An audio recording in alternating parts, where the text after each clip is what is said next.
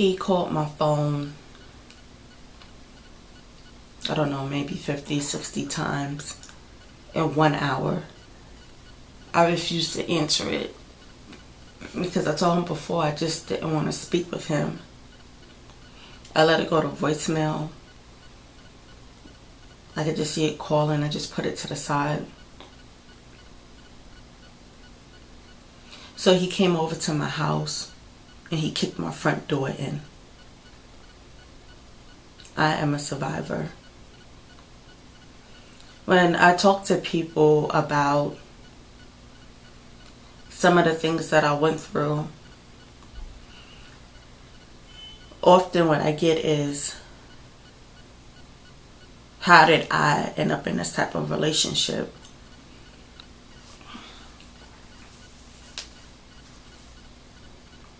I didn't plan it. I honestly didn't plan it. And in the beginning, it was quite different. And him being so jealous and stuff, like those warning signs that now I know are warning signs, I thought it was like a romantic like gesture. They just show how intimate he was, that he would get jealous when someone said hi or just looked at me.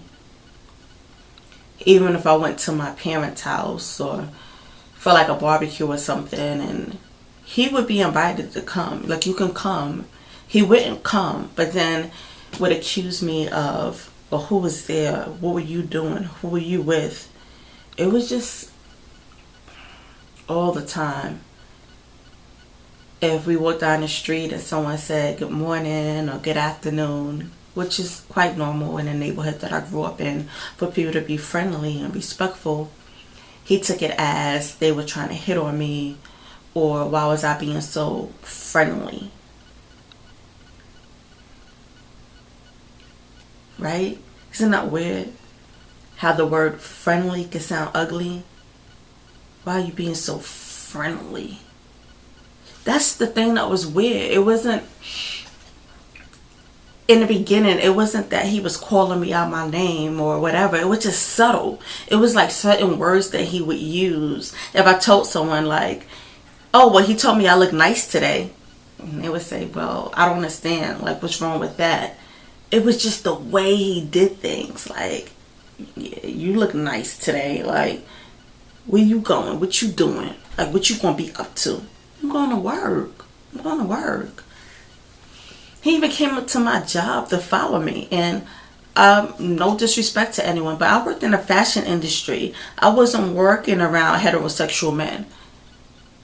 I mean, like, really, like, oh, so now I'm asleep with a gay dude? Like, really? Like, come on. Like, I didn't give you any reasons to mistrust me like that, for you to follow me around and snoop through my stuff and that constant harassment.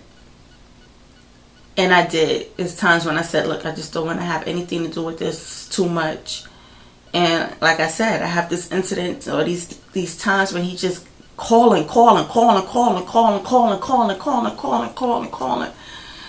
up at my house, ringing my bell. And I lived with my grandmother at the time, and just scared to just leave the apartment, like, just popping up places. The incident when he kicked in my door, that's when me and him were living together. And I told him he had to leave. And I found an organization that came and they changed my locks for me because they knew I was in a domestic violence relationship and situation. So they were trying to help me, and it made him angry. It made him really angry. Yeah, the apartment was in my name. Yeah, I was the only one paying bills in the apartment. Yeah, everything in the apartment I owned. But he felt like he had a right to be there and that he was going to be there. And that I better answer my damn phone.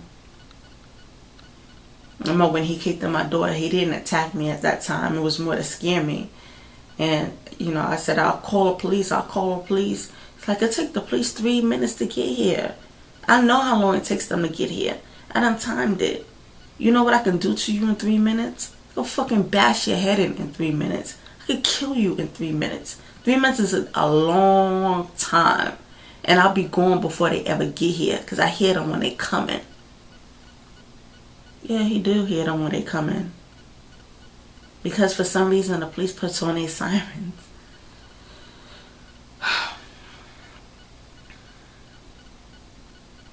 It was subtle things in the beginning. And it's those subtle things that I wish I would have known were warning signs. Him being so jealous all the time, being so clingy, wanting to be and rush into a relationship. Like very early on, he was talking about getting married and settling down and us being a family. And I just thought, like, wow, this guy's really into me.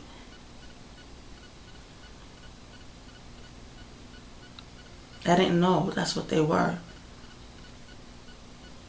As far as the physical stuff, again, it wasn't like in the beginning one day he smacked me in my face, bitch, get out of here, whatever. It was nothing that extreme. This is not television. This is real life.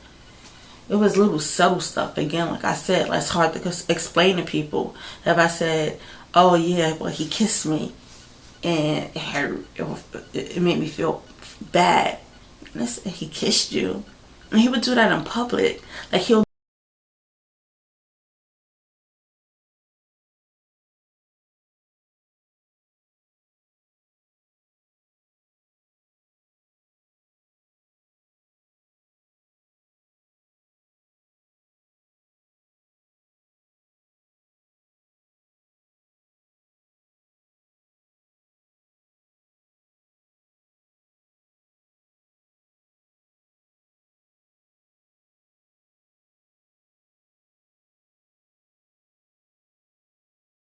be like, oh no, just messing with you. It was like stuff like that. Or pinching me, or he would grab me. And I don't like when people, and I explained that to him, I don't like people just grab like on my body parts like that. Don't grope me like that. Like he already know when I was young I was raped. He already know that. So he know how I felt about sexual stuff. Like, dude, don't come on me like that. Like I'm my own type of person, you can't do that. And he wouldn't respect that. Like to him it was just like, oh, he was being funny.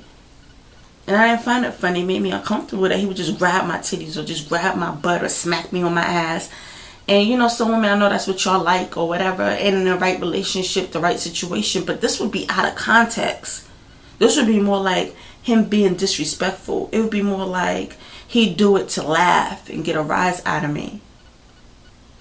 And I didn't even see those subtle things as giving him permission that he can escalate it even more. I didn't know. No one told me that somebody pinching you or smacking you in your behind or kissing you the wrong way or grabbing your body parts. And no one told me that that was physical abuse. I just thought it was like punching, choking, the things that came later.